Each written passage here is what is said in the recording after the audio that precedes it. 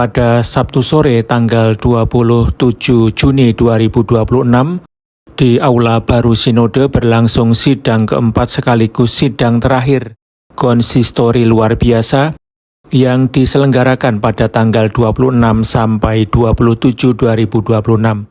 Berikut ini pidato yang disampaikan oleh Bapak Suci Leo ke-14 kepada para kardinal pada penutupan sidang tersebut.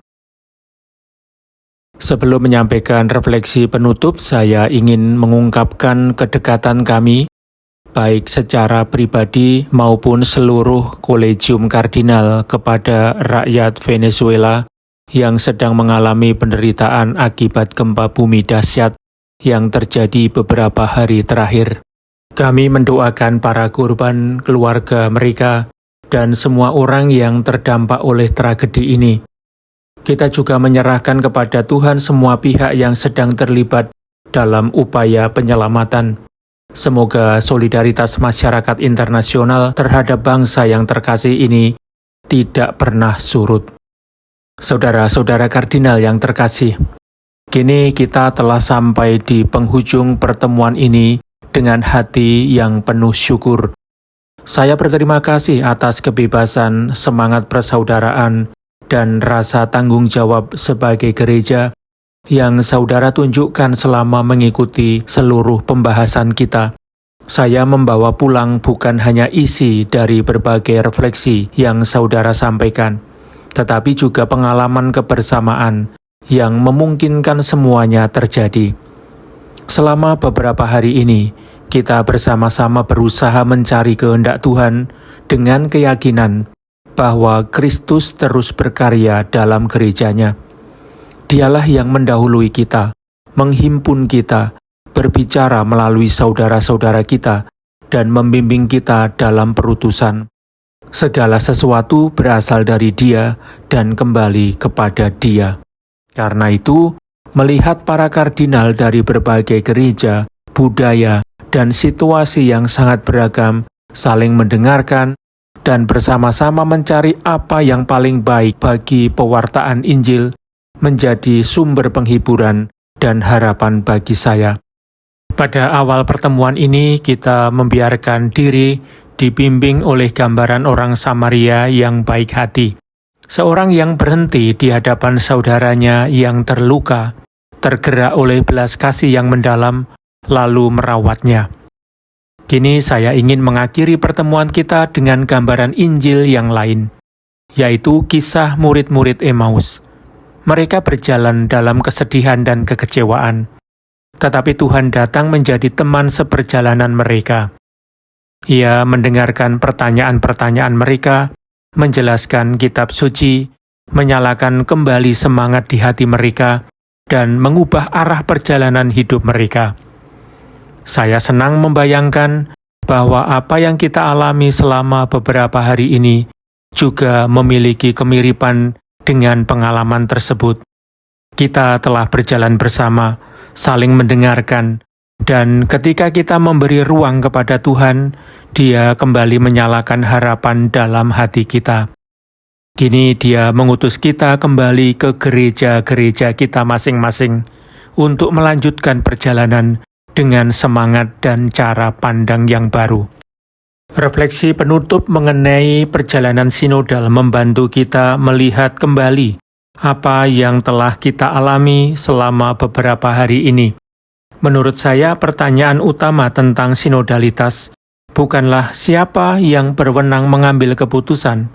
Pertanyaannya jauh lebih mendasar, yaitu bagaimana kita bersama-sama menjaga anugerah yang Tuhan percayakan kepada gerejanya. Jika pertanyaan inilah yang menjadi pusat discernment kita, maka persoalan tentang wewenang, tanggung jawab bersama, dan pengambilan keputusan akan menemukan tempatnya yang tepat. Karena semuanya diterangi oleh misi gereja dan kesetiaan bersama kepada Injil. Karena itu, sekali lagi saya mempercayakan kepada saudara semua proses pelaksanaan sinode. Saya meminta agar saudara mendampinginya dengan penuh keyakinan di gereja-gereja yang saudara layani, membantu umat memahaminya secara benar, dan mendorong semua orang untuk ambil bagian. Tujuannya adalah membantu gereja-gereja kita semakin bertumbuh dalam cara hidup yang sungguh mencerminkan semangat Injil.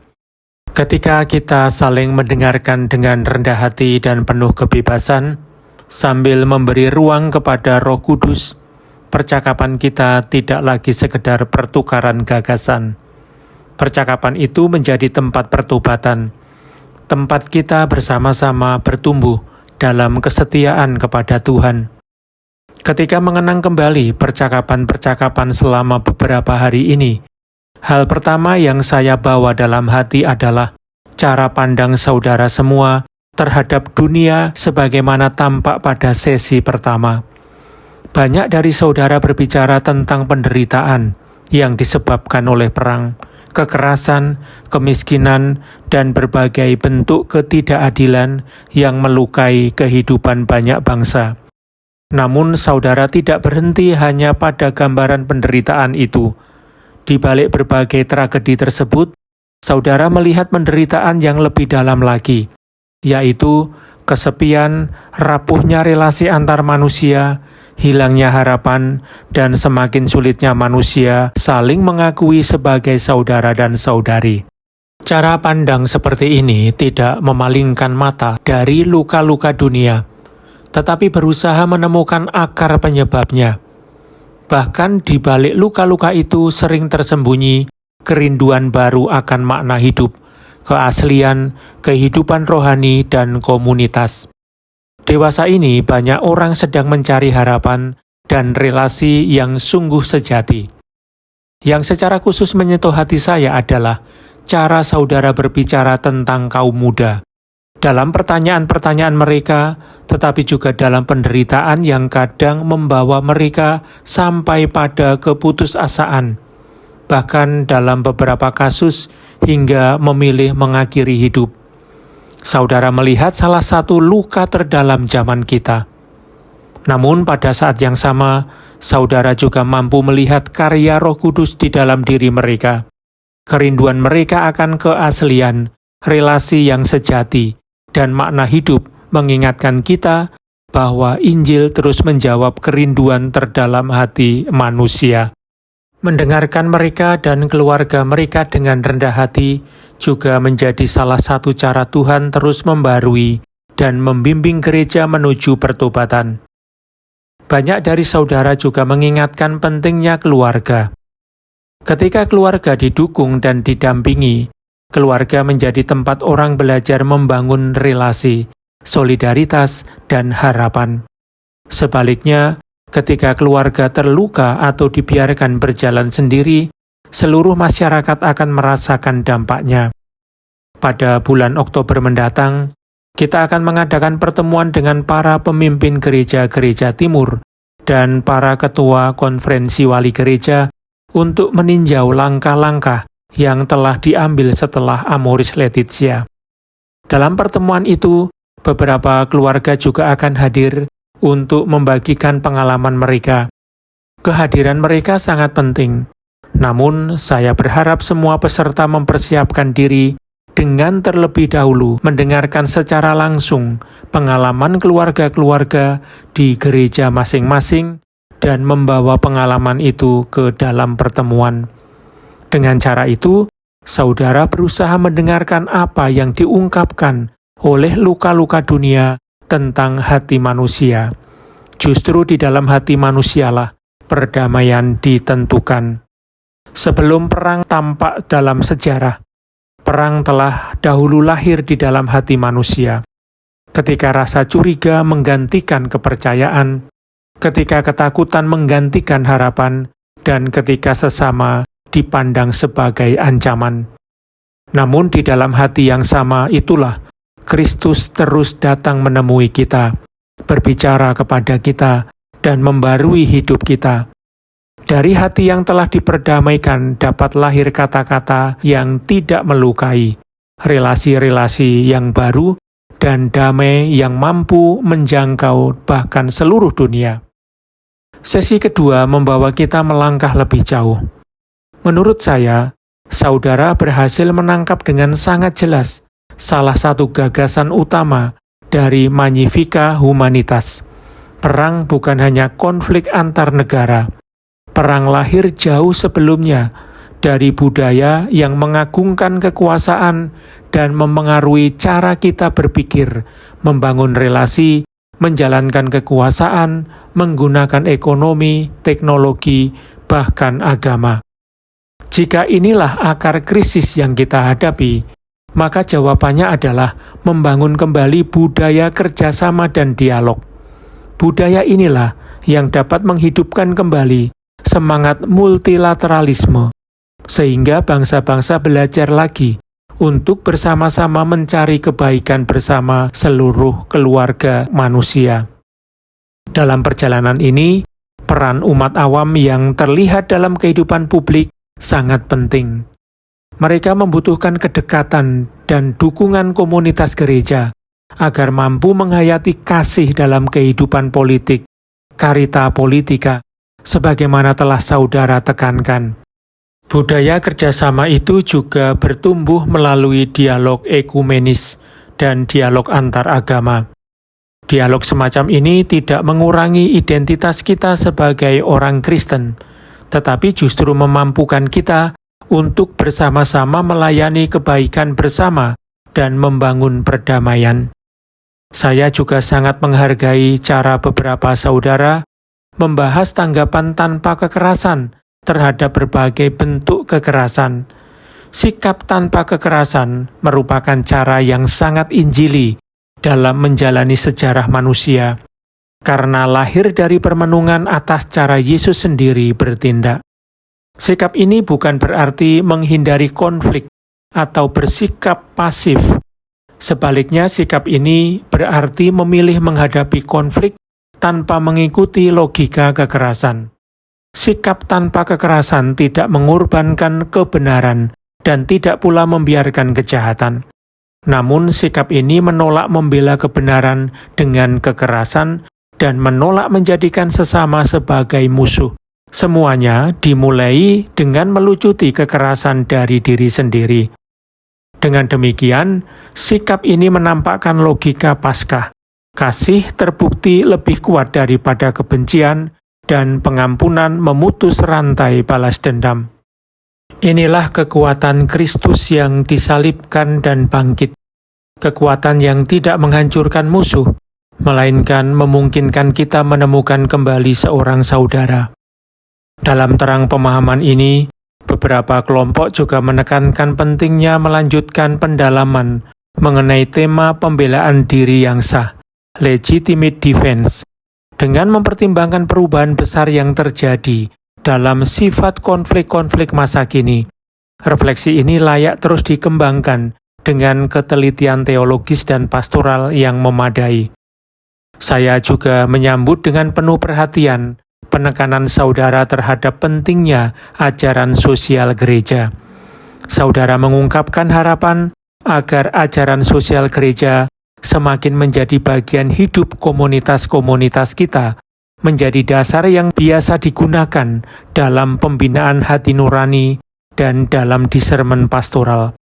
Ajaran sosial gereja tidak menawarkan solusi yang sudah jadi. Sebaliknya, ajaran ini mendidik gereja untuk mampu menghadapi kenyataan hidup dengan cara yang injili, menafsirkannya dengan benar, dan bertindak secara bertanggung jawab. Yang juga sangat mengesankan bagi saya adalah adanya kesepahaman lain yang muncul dari pembahasan kita. Banyak dari saudara mengatakan bahwa pada zaman sekarang, kebaikan bersama bukan lagi sekedar tujuan yang ingin dicapai, melainkan kenyataan yang harus ditemukan kembali bersama-sama. Kita hidup di masa ketika bahkan mengenali apa yang sungguh menjadi kebaikan bagi semua orang pun semakin sulit. Karena itu, dengan berakar dalam Kristus, gereja dipanggil untuk menjaga ruang-ruang perjumpaan, mendengarkan, dan dialog, sehingga di sana dapat tumbuh kembali budaya yang mengutamakan kebaikan bersama. Hal ini juga menuntut usaha pendidikan yang sabar dan berkelanjutan yang membantu setiap orang menyadari martabat setiap manusia yang tidak dapat diganggu-gugat, sekaligus tanggung jawab yang mengikat kita satu sama lain. Dalam perjalanan ini, kaum miskin bukan hanya menjadi penerima perhatian kita, melainkan juga pelaku utama harapan yang terus dibangkitkan Allah dalam sejarah. Dari banyak refleksi yang saudara sampaikan, muncul dengan sangat jelas satu keyakinan lagi. Ketika kita merenungkan tanggung jawab gereja di dunia saat ini, saudara terus menegaskan pentingnya kesaksian hidup, kedekatan dengan sesama, pembinaan hati nurani, serta membangun komunitas yang penuh persaudaraan dan dapat dipercaya. Kesaksian itu lahir dari perjumpaan dengan Kristus, dari sabdanya, dan dari sakramen-sakramen tempat Tuhan meneguhkan umatnya dan memampukan mereka melayani dunia dengan kekuatan Injil. Gereja dipanggil untuk semakin menjadi apa yang diwartakannya. Di atas dasar inilah pembaruan yang diperlukan dalam struktur, lembaga, dan berbagai proses dalam gereja dapat menghasilkan buah. Karena itu, hari-hari yang kita lalui bersama semakin menguatkan harapan saya. Bukan hanya karena apa yang telah kita bahas, tetapi juga karena cara kita menjalaninya.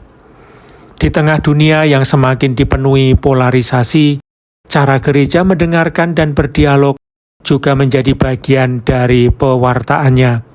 Apabila kita terus bersama-sama mencari kehendak Tuhan dengan membiarkan diri dibimbing oleh Roh Kudus, saya yakin bahwa persekutuan kita akan semakin menghasilkan buah bagi perutusan gereja dan bagi pelayanan kepada seluruh keluarga umat manusia. Saya percaya bahwa sedikit demi sedikit kita sedang menemukan kembali makna konsistori yang sesungguhnya, pertemuan Kolegium Kardinal di sekitar penerus Santo Petrus, agar melalui sikap saling mendengarkan dan disermen bersama, Roh Kudus membantu Paus memimpin gereja. Konsistori bukanlah sebuah parlemen atau kongres, tempat pendapat maupun kepentingan pribadi saling bersaing. Konsistori adalah pengalaman persekutuan yang melayani perutusan gereja. Apa yang kita pelajari dan hayati selama beberapa hari ini bukan hanya penting bagi Kolegium Kardinal. Inilah cara hidup yang harus kita kembangkan di seluruh gereja, agar setiap orang yang telah dibaptis, sesuai dengan panggilan dan tanggung jawabnya masing-masing, turut ambil bagian dalam membangun peradaban kasih dan mengupayakan kebaikan bersama. Seperti yang telah saya sampaikan sebelumnya, saya ingin melanjutkan pertemuan tahunan ini mulai tahun depan. Tanggalnya belum saya tetapkan. Saya berharap dapat mengumumkannya menjelang akhir tahun ini.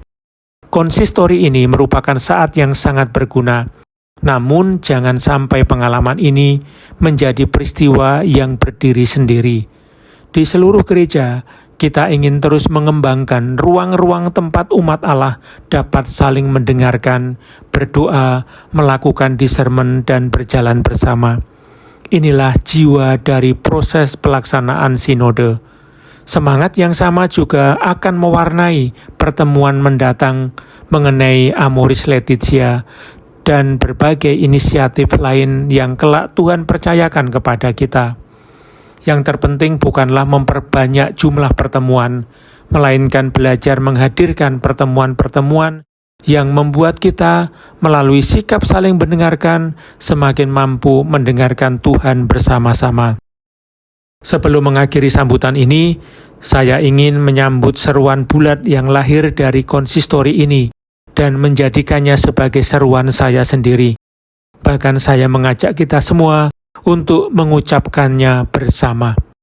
Marilah kita menyampaikan pesan ini kepada saudara-saudara uskup kita, kepada gereja-gereja yang dipercayakan kepada pelayanan kita, dan kepada seluruh bangsa di dunia.